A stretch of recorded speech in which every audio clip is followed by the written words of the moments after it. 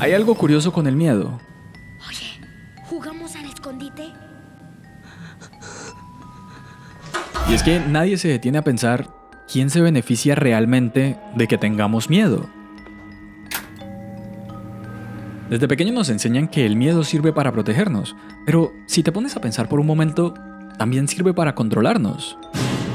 ¿Qué te parece otro chiste, Murray? No, ya fue suficiente de tus chistes. ¿Qué obtienes? No lo creo. ¿Cuándo cruzas Ya un estamos enfermo mental hartos de solitario tus con una chistes. Se sociedad acabó. que lo abandona y lo trata como una porquería? Llama a ¡Te la voy a policía, decir lo que Jim. obtienes! Llama a la policía. ¡Obtienes lo que putas Y mereces! sobre todo, para vendernos algo. Vamos a ver ahora quién le ruega a quién. Haga este hechizo y lo verás arrepentido y más cariñoso que nunca. Vas a coger el diente de ajo más grande y bonito que tengas y lo partirás así por la mitad. Y de verdad, no lo digo por decirlo, o sea, piénsalo por un momento. Cada vez que el miedo aparece, alguien gana algo. Una religión gana un creyente, un político gana votos, un medio gana clics, un creador de contenido gana vistas y una industria entera gana dinero. No sé si alguna vez te has puesto a pensar en esto, pero el miedo no solamente vive en las películas de terror, ni tampoco en los exorcismos virales que se hacen por TikTok. Donde lo entran, mando. El miedo está en los titulares, en las campañas, en los anuncios y también en los rituales que prometen curar lo que no se puede ver. Voy a enseñar un ritual para que esa persona nada más quiera estar contigo íntimamente. Un ritual sencillísimo para eliminar algo que está en ti. Puedes utilizarlo para eliminar un estado de ánimo depresivo, para una obsesión que tienes por alguien, para un dolor o una enfermedad, para una negatividad que te hayan enviado, para eliminar la mala suerte, la pobreza, la falta de suerte en el amor. ¡Puta, qué ofertón! Vean, cuando empecé a hacer este video y a preparar esta investigación, creí que iba a empezar a hablar de fantasmas, de brujas, de cosas paranormales. Al fin de cuentas, mi idea era lanzar este video en Halloween, aunque como siempre pues voy un poco tarde, ¿no? Pero lo que encontré fue mucho más grande que eso. Una industria completa construida alrededor de una emoción básica. Una economía del miedo que mueve millones alrededor del mundo cada año. Desde Hollywood hasta las redes sociales y que sin darnos cuenta seguimos financiando cada vez que compartimos algo que nos asusta. Así que hoy quiero entender algo. ¿Cómo es que el miedo pasó de ser una simple emoción humana a convertirse en todo un negocio? ¿Quiénes fueron los primeros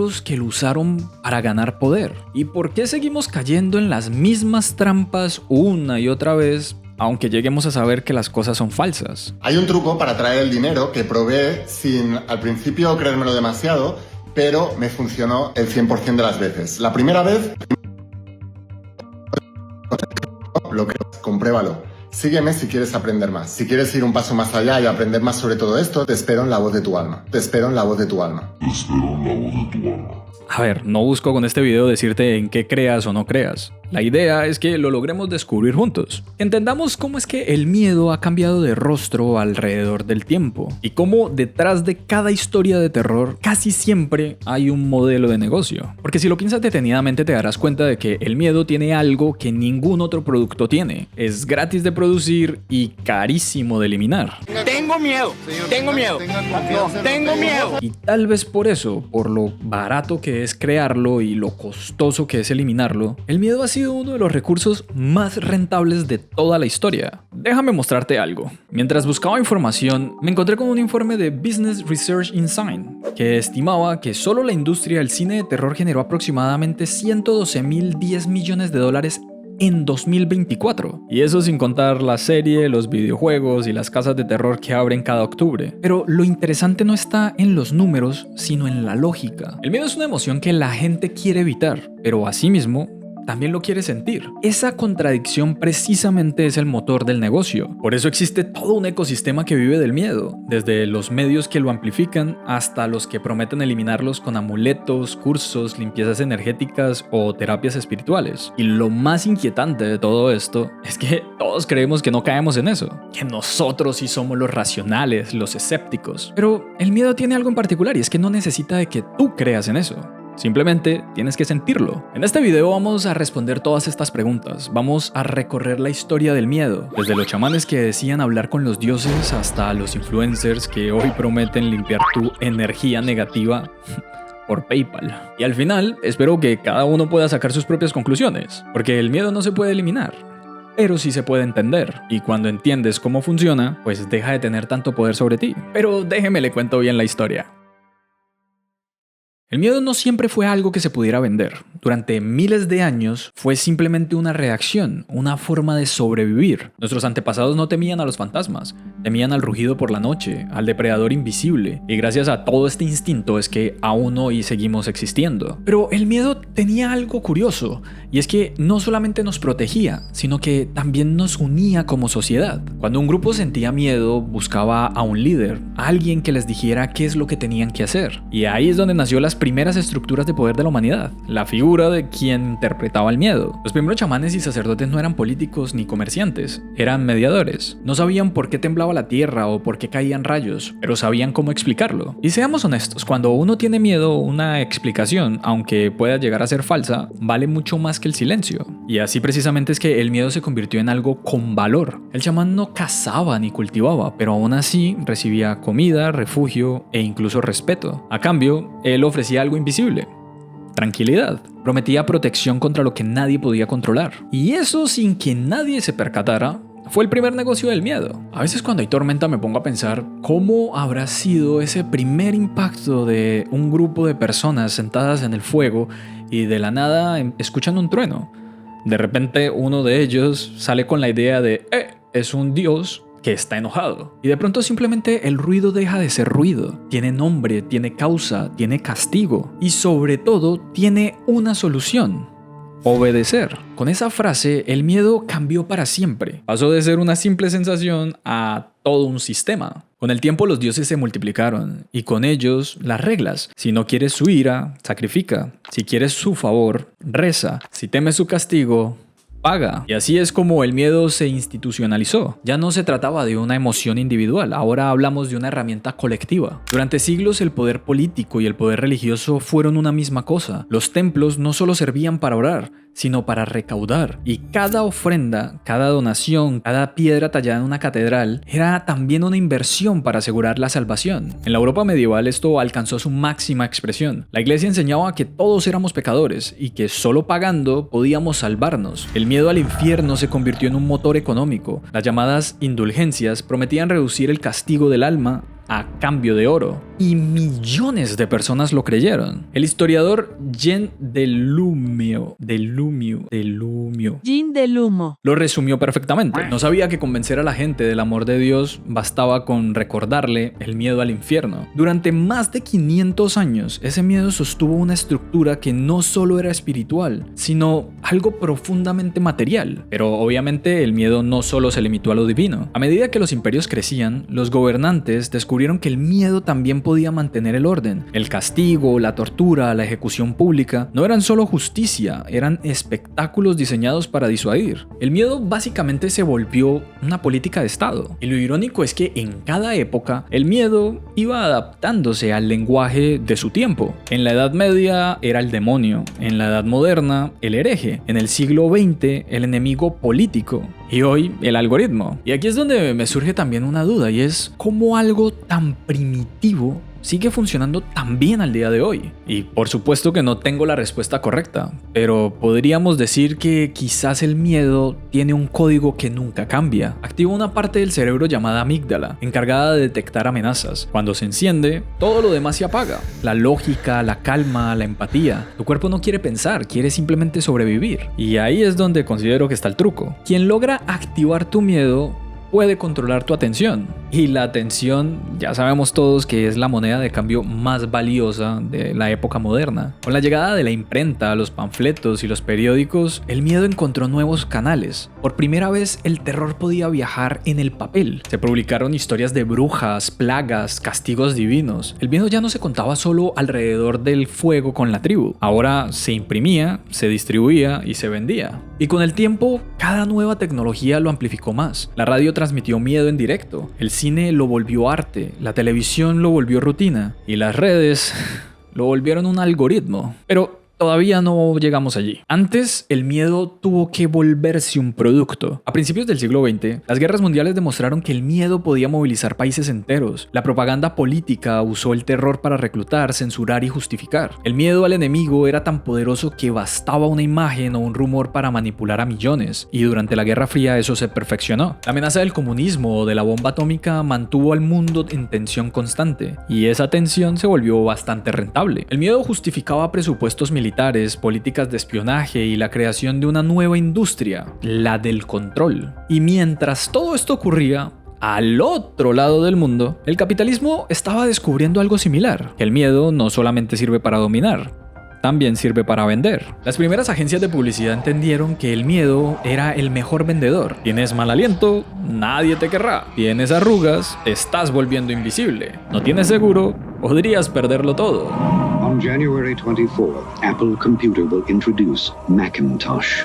And you'll see why 1984 won't be like 1984. El marketing del miedo, conocido en inglés como FUD, Fear, Uncertainty and Doubt, o algo por el estilo, se convirtió en una técnica global. Las empresas sembraban incertidumbre para ofrecer la solución. Primero te asusto y luego te vendo la calma. Y así, lentamente, el miedo dejó de ser una emoción espontánea para convertirse simplemente en una máquina de producción. Una cadena donde cada eslabón genera beneficio. Religión, política, medios, publicidad. Cada uno con su propio lenguaje, pero con la misma lógica. Mantenerte en estado de alerta. Mientras estaba escribiendo todo este pedazo me encontré con algo que llamó mi atención y que puede que ustedes también. Un estudio del Journal of Experimental Psychology explica que el cerebro reacciona más rápido ante imágenes negativas que ante positivas. Este estudio nos dice que en promedio tardamos unos 300 milisegundos menos, algo que honestamente es casi que insignificante, en detectar una amenaza antes que una sonrisa. Y es que honestamente es casi instintivo. Y ahí es donde está el verdadero problema. Y aquí hablo desde la prensa hasta los algoritmos modernos. Están realmente diseñados para premiar eso que capta más tu atención. ¿Y qué capta mejor tu atención que el miedo?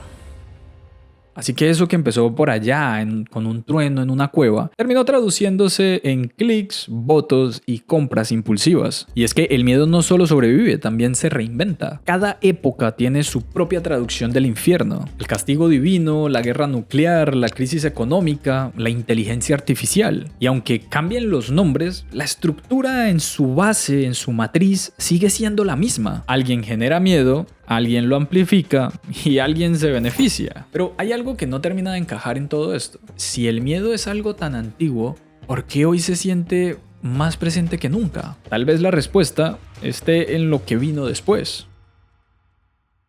Cuando el miedo dejó de ser poder, se convirtió en entretenimiento. Y cuando el entretenimiento se volvió rentable, el miedo encontró su época dorada. Porque a diferencia de la fe o de la política, el terror no necesitaba de convencerte de nada. Solo necesitaba de algo mucho más simple: hacerte sentir. Durante el siglo XX, las emociones empezaron a tener precio. El miedo, la tristeza, la euforia, todas se podían transformar en experiencias vendibles. Y el cine fue el laboratorio perfecto para esto. A principios del siglo pasado, el miedo cambió de escenario. Dejó los templos y los púlpitos y entró a los cines. En 1896, apenas un año después de que los hermanos Lumière inventaran el cine, un francés llamado Georges Méliès estrenó Le Manoir du Diable. ¡Ulala, señor Francis! ¿Sí, cómo no? Considerada la primera película de terror de la historia. Este corto duraba solo 3 minutos, pero bastó para demostrar algo, y es que la gente estaría dispuesta a pagar por asustarse. Y desde ese entonces, el miedo dejó de ser una amenaza y se volvió una experiencia controlada. Ahora podrías sentir temor sin llegar a tener riesgo. Salir del cine con el corazón acelerado, pero vivo, se volvió un nuevo placer, el placer del miedo. Décadas después, Hollywood entendió el negocio. Películas como Drácula en 1931 o Frankenstein también el mismo año, no solo asustaban, creaban mitología. Daban forma a nuestros temores más antiguos, pero lo hacían icónicos, vendibles y coleccionables. El miedo simplemente empezó a generar licencias, figuras, revistas, se volvió toda una marca. Pero el verdadero cambio llegó en los años 70 con una frase que se volvería un cliché de las películas de terror. I'm gonna get you now. I can hear you breathing.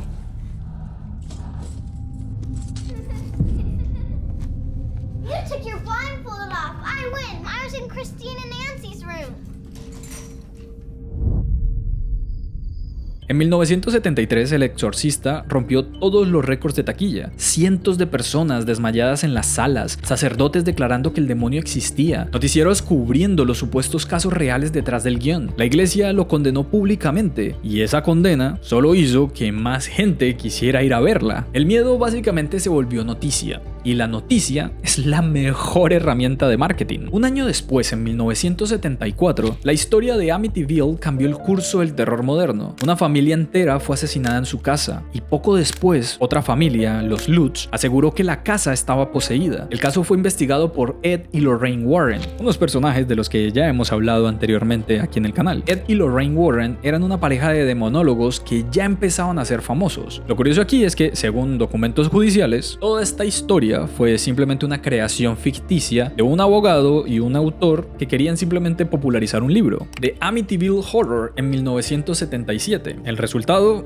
más de una docena de películas, adaptaciones, tours turísticos y millones de dólares en regalías. Lo que comenzó como una tragedia real terminó siendo una franquicia global, una mezcla de crimen, mito y por supuesto que negocio. A partir de ese momento, los Warren se convirtieron en los rostros más reconocidos del miedo. Construyeron una carrera entera investigando casas poseídas y coleccionando objetos malditos. Incluso fundaron su propio museo de lo paranormal, y su legado hoy alimenta el universo cinematográfico del Conjuro, que lleva recaudado más de 2.100 millones de dólares en todo el mundo. Ay, yo aquí haciendo videos pendejos en vez de hacer terror. Más que investigadores, realmente considero que los Warren fueron como los primeros influencers del miedo, ¿no? Daban conferencias, programas de televisión y sobre todo una marca personal basada en una idea sencilla: lo sobrenatural es real y nosotros podemos probarlo. Pero lo más atractivo, a mi parecer, de lo que lograron hacer era ver cómo mezclaban el terror con la fe. Esta pareja no eran científicos ni tampoco eran escépticos, eran fieles creyentes que ofrecían respuestas, y la gente siempre está dispuesta a pagar por una respuesta, incluso si esta no se puede comprobar. 3 años después de Amityville, el Reino Unido tuvo su propio fenómeno, el poltergeist de Enfield. Una familia pobre del norte de Londres aseguró que su casa estaba poseída, objetos volando, voces demoníacas, ruidos inexplicables. Los diarios se pelearon por la exclusiva y el caso se volvió portada durante meses, pero los años siguientes demostraron que buena parte de las pruebas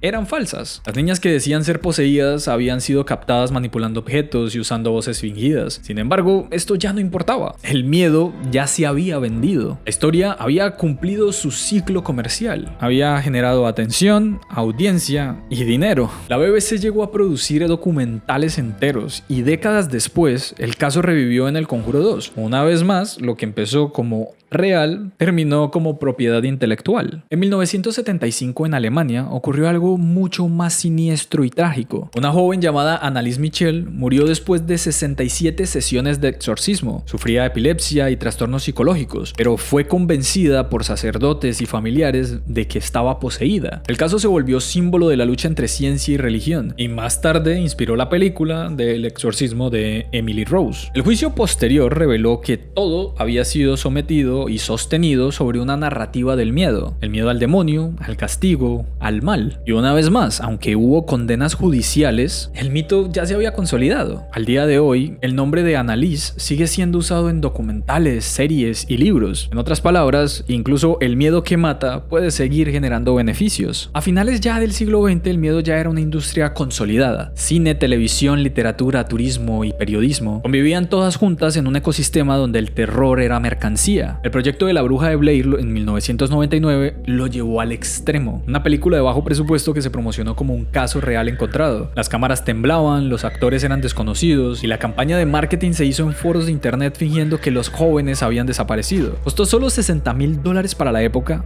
pero recaudó más de $250 millones. Hágame el hijo de a favor. Fue básicamente el miedo vendido como experiencia interactiva y marcó el inicio del terror viral. En este punto de la investigación ya me ponía a pensar y pues no sé, ¿será que el miedo en algún punto dejó de ser una emoción y ahora simplemente lo vemos como una moneda? Porque algo que sí me está quedando claro a lo largo de esta investigación es que el miedo no necesita de ser verdadero, solamente necesita de ser verosímil. Un fantasma que no existe puede recaudar millones si logras hacer que alguien lo sienta real. Y en eso, las películas y los medios fueron unos maestros increíbles. Y es que durante los años 90 y los 2000, los noticieros terminaron adaptando la misma lógica del cine. Lo que asusta, vende. Crímenes, tragedias, virus, cultos satánicos. Cada titular era simplemente una nueva versión del infierno medieval. El miedo mantenía a la audiencia pegado a la pantalla y mientras más miedo había, más subía el rating. El sociólogo Zygmunt Bauman lo llamó miedo líquido, un miedo difuso sin forma que se renueva cada día con una nueva amenaza. Y los medios aprendieron a embotellarlo y distribuirlo como si se tratara de un producto perecedero. La diferencia es que antes el miedo era vertical. Venía del púlpito del gobierno y ahora era horizontal. Todos participábamos de él, todos compartíamos lo que nos asustaba. Básicamente el miedo se democratizó. En ese momento las fronteras entre lo real y lo ficticio empezaron a desdibujarse. Los documentales se volvieron híbridos. Las series de televisión recreaban exorcismos con actores y los programas de investigación paranormal llenaban horas de programación con cámaras de visión nocturna, susurros y nada más. Pero al cruzar esta antigua puerta nos conectaría con el mundo de las brujas, en donde rápidamente comenzaron las manifestaciones. Pero eso realmente no importaba, porque lo importante aquí ya no era demostrar el miedo, sino venderlo en forma de contenido. Lo curioso es que en todos estos casos que les menciono, hay un patrón que se repite. Primero hay un evento extraño o inexplicable, después alguien aparece para contarlo, y finalmente alguien lo convierte en contenido. Y mientras más gente lo cree, más valor tiene. El miedo es como una acción en bolsa. Sube con la atención y baja con la verdad. A veces me pregunto tonterías en la noche y es si realmente nos gusta el miedo. Vean, yo soy una persona que honestamente me encanta esa sensación de sentirse asustado, de adrenalina. Pero a veces me cuestiono y pregunto si realmente me gusta esa sensación de miedo. O lo que me gusta es esa sensación de control, de enfrentarme contra el miedo desde la distancia. Me explico. Es como cuando apagas la luz a pesar de que tienes miedo a la oscuridad, pero internamente sabes que en cualquier momento puedes desaparecer ese miedo al encenderla y ya está. Y siento que eso es lo que hace tan exitosa a todas estas industrias alrededor del miedo. Es como la experiencia de vivir el peligro, pero sin que exista un riesgo real. Sin embargo, hay un detalle que ha venido cambiando las reglas del juego. Ahora el miedo no necesita de efectos especiales de Hollywood ni de la distribución de un periódico para existir. Hoy basta con un teléfono, un algoritmo y alguien dispuesto a fingir. Vamos a jugar.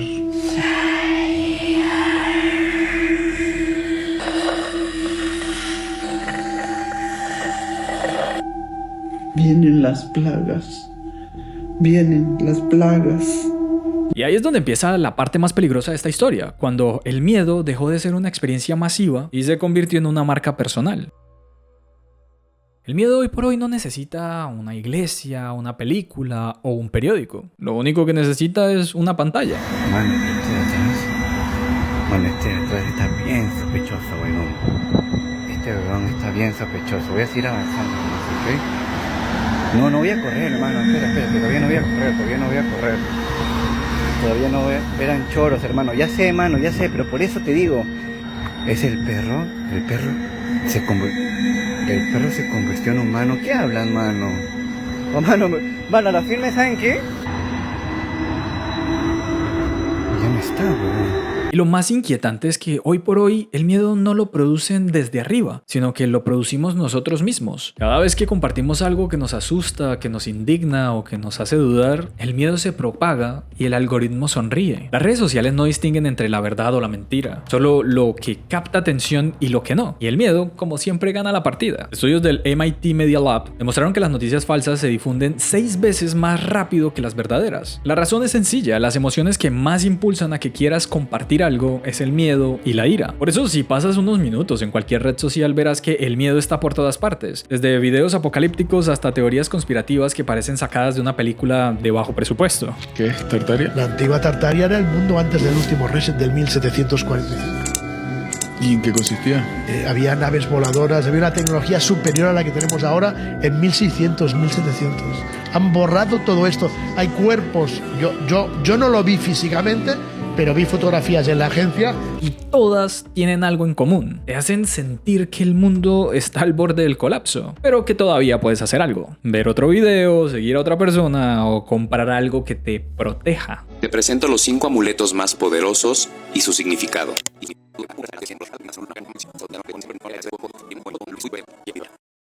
Te invito a visitar nuestra tienda, tuespacioespiritual.com. La verdad es que funcionan, son bastante entretenidos. Cuando empecé a realizar toda esta investigación, obviamente tuve que ver un montón de estos videos y en cierto punto me dejé consumir por ello y terminé scrolleando en un sinfín de videos pendejos. Y ahí es donde me di cuenta que en cierto modo el algoritmo no te muestra lo que crees, sino que intenta mostrarte lo que temes. Porque el miedo mantiene la atención y como ya lo mostramos antes, la atención genera mucho billete. Y es que, como les menciono, el miedo digital no solamente se viraliza, también se vende. Hoy hay toda una economía detrás del miedo a lo invisible. Influencers que ofrecen limpiezas energéticas, amarres, rituales, lecturas del tarot e incluso exorcismos a distancia por Zoom. Se venden como exorcistas a distancia. Les llamamos. Hello, how can I help you? Les decimos que queremos exorcizarnos. Where are you calling from? What country? Parece que eso determina el precio. The cost of the removal process is 500 euros. Y esto no es una metáfora. Durante la pandemia, la industria espiritual online creció más de un 20% anual, según datos de Market Research Future. Miles de personas en Latinoamérica y España encontraron en estas prácticas un refugio emocional, y miles de otras lo convirtieron en una fuente de ingresos. Lo interesante no es solamente que exista esta creencia, sino la lógica que esta tiene detrás: vender alivio ante el miedo. Antes las personas pagaban por limpiar su alma, ahora lo hacen para limpiar sus energías negativas. Todo pasa por algo y todo es perfecto.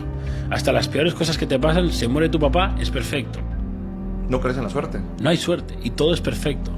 Absolutamente todo, por muy negativo que sea, cuanto más negativo es mejor. Porque eso es Dios que te está preparando. Le da sus batallas más duras a sus mejores guerreros. Y aunque los nombres cambien, la estructura es idéntica. Alguien genera miedo, alguien tiene una cura y alguien paga por eso.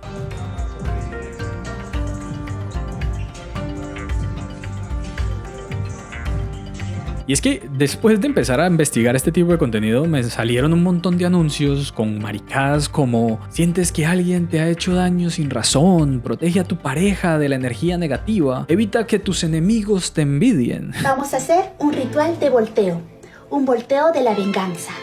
Y honestamente pienso, es que esto no es fe ni el universo, esto es simplemente segmentación de mercado. El miedo ahora tiene un target, tiene branding, tiene SEO. Lo que antes las instituciones gigantes lo hacían con sermones, hoy día los influencers lo están haciendo con hashtags. Y lo impresionante es que no siempre hay una mala intención detrás. Algunos, por no decir que la mayoría de estos creadores, realmente creen que lo que están haciendo es un bien. El problema aquí es que el sistema no premia lo que sea verdad, sino premia a lo que mantenga la atención del público. Así que cuanto más miedo te generen, más visibilidad obtienen. Y cuanto más los ves, más crees que el miedo está en todas partes. Pero también existe otro miedo del que poco se menciona, y es el miedo digital. El miedo a ser hackeado, a perder tus datos, a que te espíen, a que la inteligencia artificial te reemplace. Los mismos gigantes tecnológicos que nos ofrecen seguridad son los primeros que nos asustan con la idea de que la podamos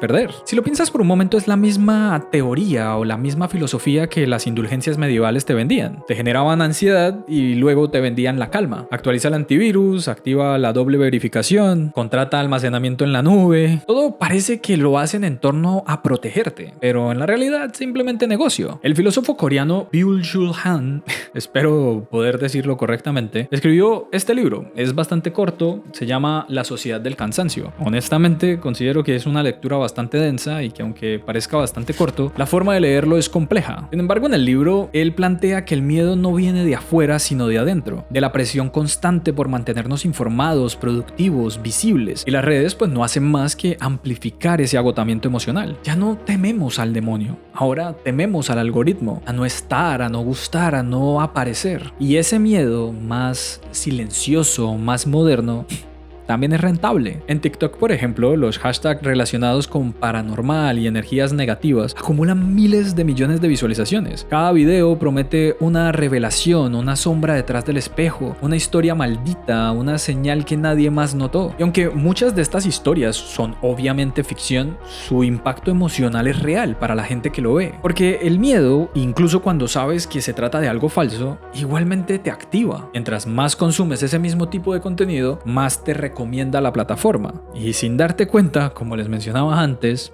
terminas metido en un bucle, el doom scrolling que llaman. Esa sensación de no poder dejar de ver cosas que te angustian.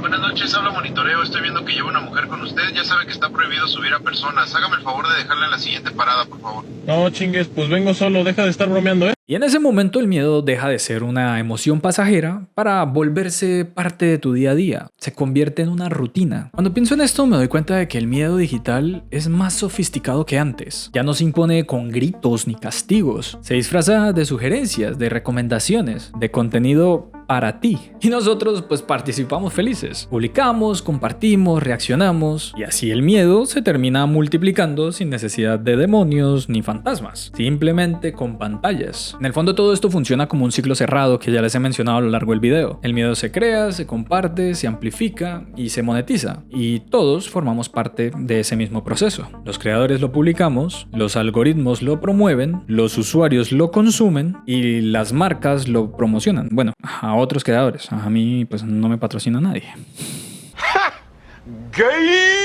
Y lo más inquietante aquí es que nadie lo controla completamente. El miedo ya no tiene un rostro único, es toda una red que no duerme, que se alimenta de nuestras emociones, que siempre tiene hambre de más. Honestamente pienso que por primera vez en la historia el miedo no pertenece a nadie, pero trabaja para todos. Y mientras tanto nosotros seguimos sintiendo exactamente lo mismo que sentían nuestros antepasados por allá cuando estaban en la época de las cavernas sentados frente al fuego. Una mezcla de curiosidad y de temor por lo que no logramos entender. Solo que ahora ese fuego tiene Wi-Fi. El miedo no desapareció, solamente se adaptó al siglo XXI. Ya no necesitamos infiernos ni fantasmas, solo un feed infinito y un público diestro a mirar. Y aunque parezca inofensivo, hay algo que sigue siendo igual desde el principio. Cada vez que tenemos miedo, alguien en alguna parte está ganando algo. Vean, cuando empecé a desarrollar esta investigación, quería hacerlo algo más relacionado con Halloween, algo más de terror, de estafas, de pronto con temas espirituales y todo esto. Sin embargo, mientras más investigaba, me daba cuenta de que aún hoy día seguimos teniendo miedo, una palabra que mencioné durante todo el video y que pensaba que en algún punto de nuestra historia se trataba de algo ya como fantasmas, brujas y esto, como algo ya muy lejano, algo que ya hoy día tal vez no nos afecta. Pero luego me di cuenta de que simplemente este miedo se transformó, que hoy día ya no le tenemos miedo a el infierno, a los fantasmas, a las brujas, o al menos no en la magnitud como era antes, pero hoy seguimos teniendo miedo a la soledad, al engaño, al rechazo, al futuro, algo que sigue siendo bastante peligroso cuando aparecen personas que saben cómo rentarlo. No estoy diciendo que tener miedo sea algo negativo, nada de eso. Creo que eso es algo que nos hace ser precisamente humanos. El problema, como menciono, es que hay personas que saben cómo rentarlo y ahí es donde nuestras vulnerabilidades terminan jugándonos una mala pasada y terminamos cayendo en todo este tipo de estafas. A veces de verdad me pongo a pensar en ese primer humano que se sentó a ver simplemente el trueno y creía que en serio se trataba de un dios enojado. Seguramente esa persona no imagina que miles de años en el futuro todavía seguimos con esas mismas creencias, tratando a través de pantallas, algoritmos, estadísticas, anuncios, responder a cosas que no entendemos y que al final seguimos pagando por sentirnos a salvo. Aquí lo único que ha cambiado realmente es el envoltorio. Y es que si lo miran con calma, el miedo tiene la mejor campaña de marketing de la historia. Esto no necesita ni presupuesto, ni actores, ni efectos especiales. Solo necesita una emoción que todos conocemos y una historia que nos haga sentir que algo podría salir mal. Y dentro de ese podría cabe todo. Me refiero al infierno, a la pobreza, o la enfermedad, el futuro, todo lo que nos haga vulnerables. Y déjenme terminar con una pregunta bastante filosófica. Y es que si el miedo siempre ha existido, ¿será que en algún punto podremos llegar a dejar de ser su cliente? Si me lo preguntan, yo diría que no. Pero lo que sí podemos hacer es empezar a entender cuándo es que ese miedo nos lo están tratando de vender. Porque si entiendes cómo funciona, empiezas a verlo por todas partes. En las noticias que te alarman, en los anuncios que te hacen sentir insignificante y en los mismos videos que te prometen soluciones mágicas. Y cuando logras verlo es donde considero que empieza a perder poder. Y es que, parceros, el miedo no se elimina, pero sí se puede entender. Y entenderlo, aunque tal vez no venda tanto, es una mejor forma de vencerlo. Así que si este video te dejó algo, espero que no sea miedo, sino curiosidad. Curiosidad por revisar 2 veces cada historia que te haga temblar, por pensar y analizar quién es el que se beneficia realmente con esto que estás sintiendo, y por recordarte que aunque parezca que ese miedo es inevitable, no tienes por qué comprarlo, porque al final el miedo no desaparece, simplemente cambia de dueño.